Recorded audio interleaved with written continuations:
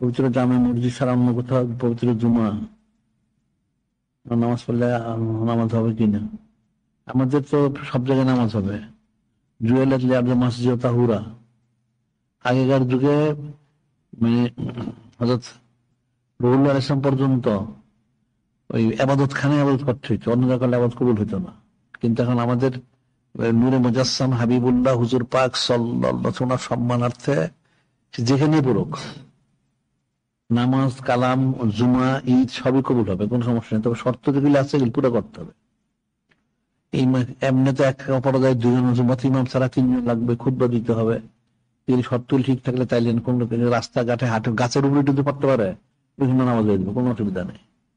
জুয়েলাত লিআরদি মাসজিদ তাহুরা, সমস্ত জমিনকে পবিত্র মসজিদ করে দিচ্ছেন। ওই যে ফকিররা বলে ইবলিস তো সারা পৃথিবীতে সেজদা করছিলাম, কোথায় সেজদা করবো? হ্যাঁ ঠিকই আছে,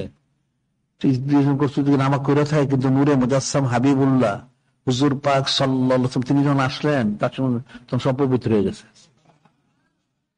বুঝতে পারলে? উনি মুতাহার মুতাহির, ওনার স্পর্শ মর লাগলে যদি এই মাটিটা যদি আরশা জমি থেকে সম্মানিত হয়ে যায় তাহলে ওনার তাশরিফের কারণে কি হবে? সারা কায়নাত পবিত্র হয়ে গেছে।